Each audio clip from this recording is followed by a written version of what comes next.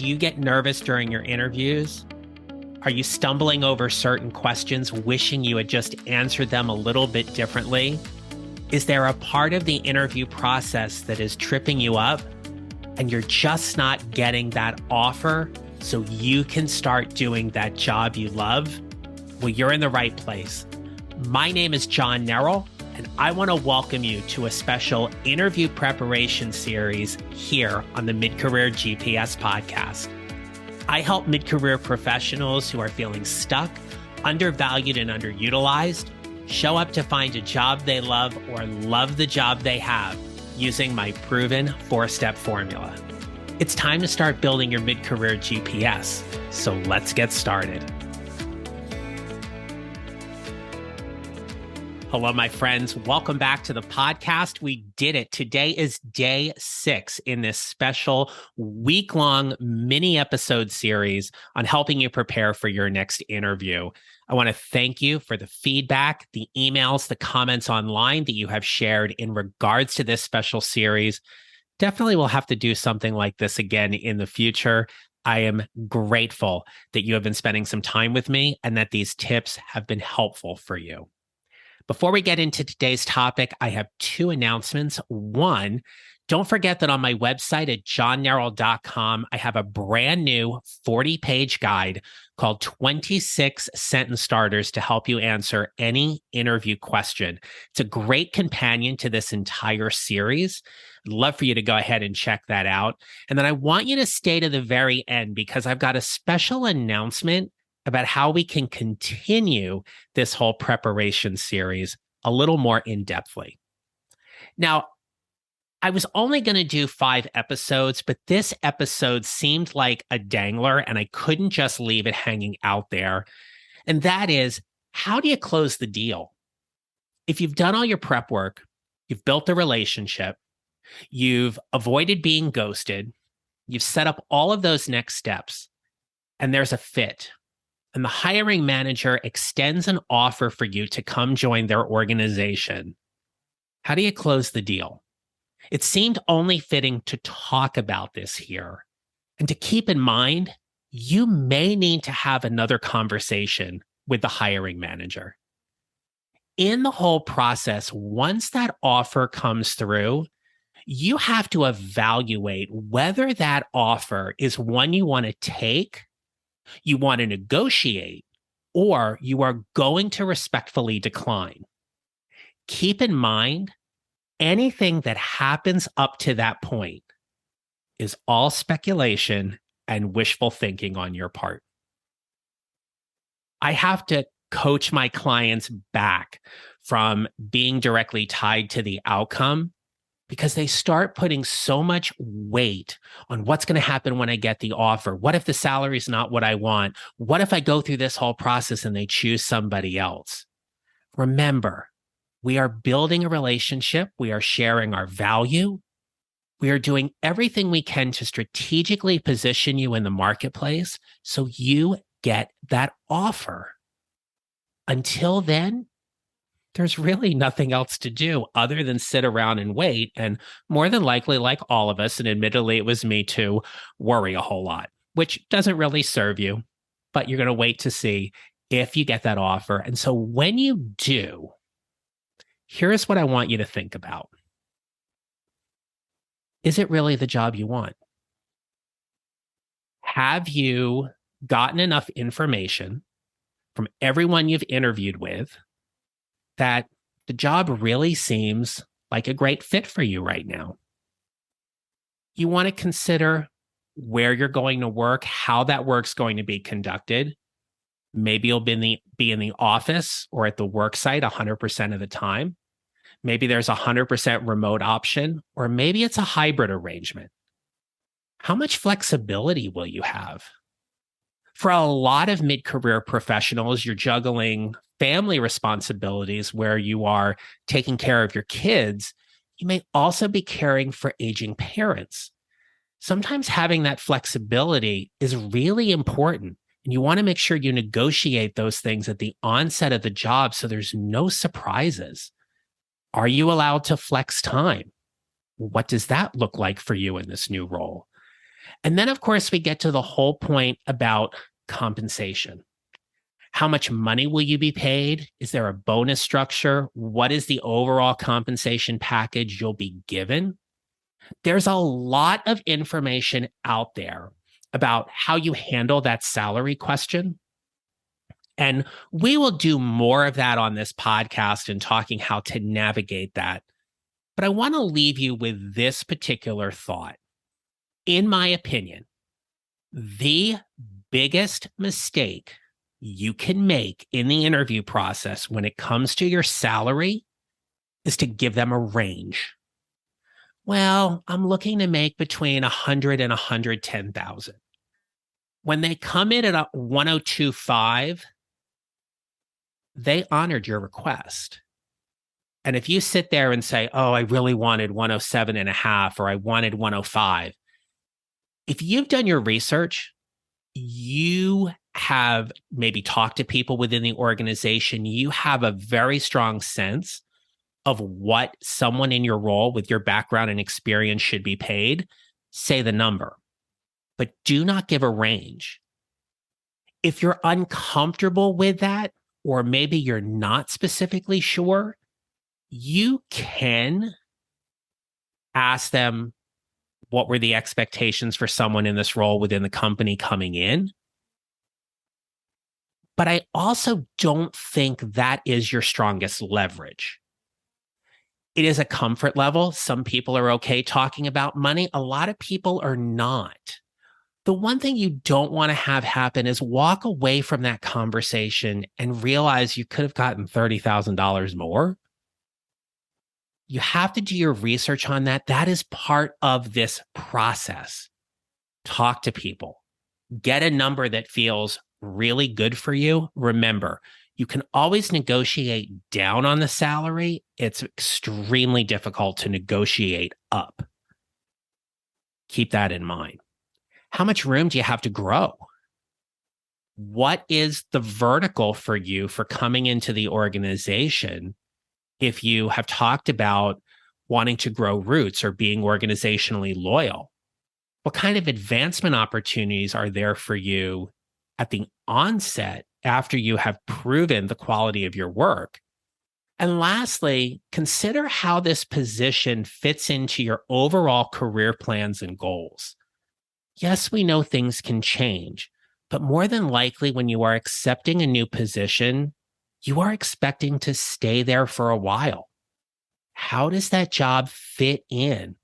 Throughout my career, there have been times when I have leveled up, and there have been times when I've taken a lateral.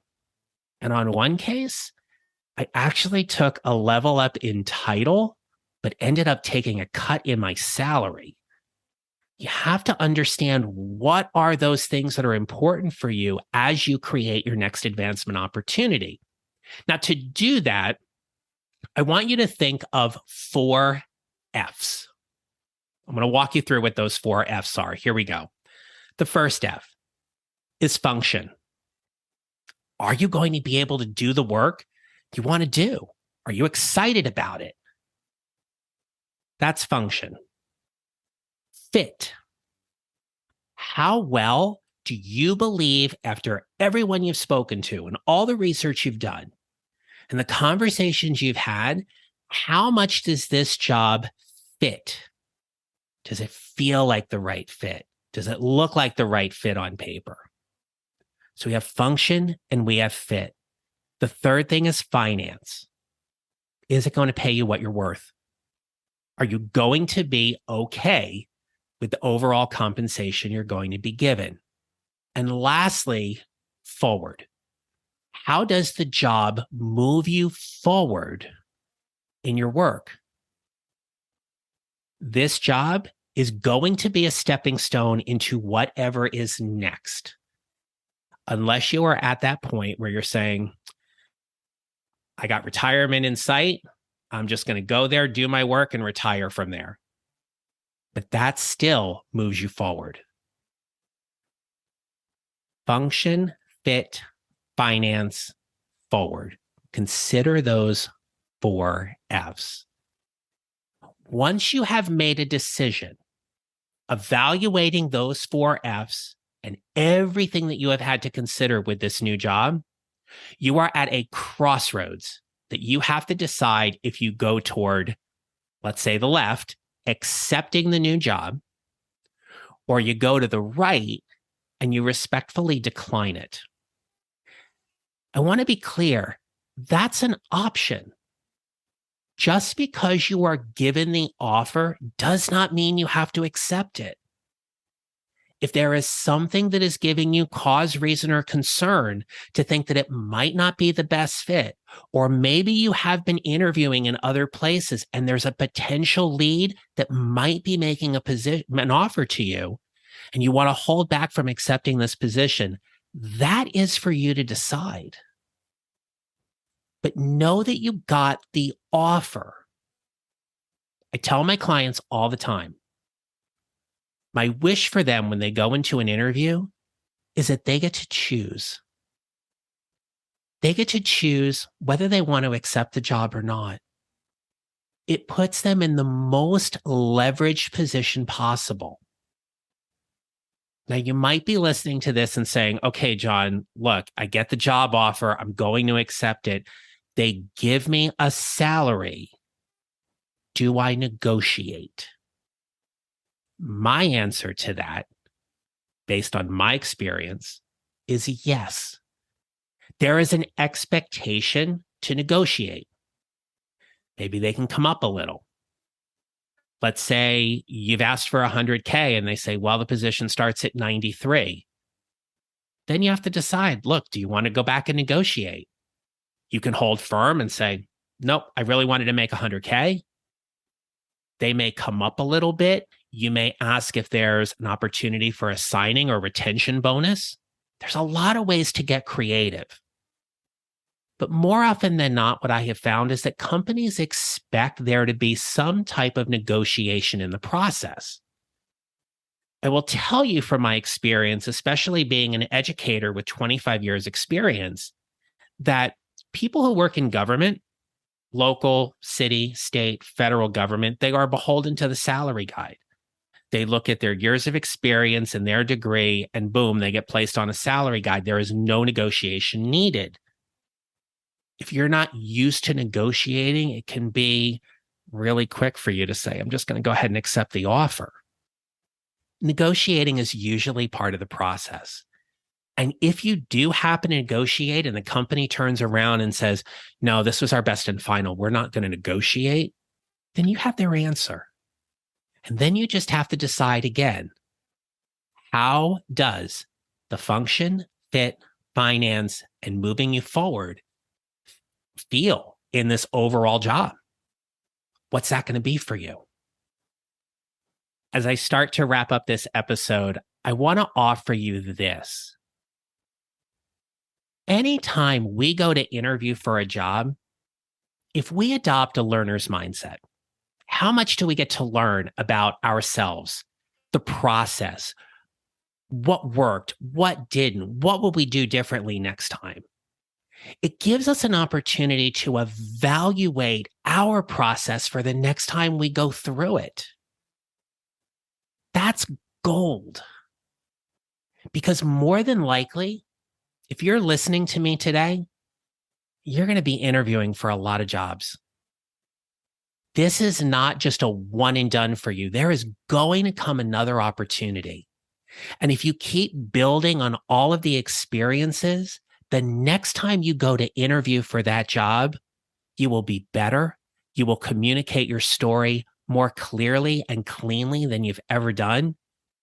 You will share your unique professional value anytime you network or talk to someone who is interested in learning more about you and what you do. Enjoy the interview process as much as you can. You will learn a ton about yourself. Trust me on that one. Now, as we wrap up, I'm thankful for you for staying till the end. I want to offer you this. If you have enjoyed listening to these episodes and you would like a little more support moving forward or prepping for your next interview, I am going to be launching a 1-month group coaching program that's going to combine elements of group coaching as well as some one-on-one, so you can get the support you need with your interviews on any facet of that moving forward. I'm going to put a link in the show notes, but you can also go to my website at johnneral.com. There'll be a tab under the services page, but it's johnneral.com/group-program. You'll see a landing page there to just go ahead and put your name and email address. It's all you got to do. You're going to get on the wait list. And in a few weeks, I will be sharing more information with you about how to get involved in this new group coaching program that I am running to help you prepare even more strategically for your next interview. I'm so glad we spent this time together. I hope you continue to listen to the Mid-Career GPS podcast. New episodes drop every Tuesday. And my friends, as I do with every episode, I'm going to leave you with this. We build our mid-career GPS 1 mile or 1 step at a time, and how we show up matters. Make it a great rest of your day, and best of luck to you on your next interview. Thank you. If you enjoyed today's show and don't want to miss an episode, follow on Apple Podcasts or wherever you usually listen. And I'd appreciate it if you would leave a rating and review. Visit johnneral.com to download your free copy of the 55-minute career transition jumpstart to help you start building your mid-career GPS. And don't forget to connect with me on LinkedIn and follow me on social at John Neral Coaching. Thanks for listening. I'll see you next time.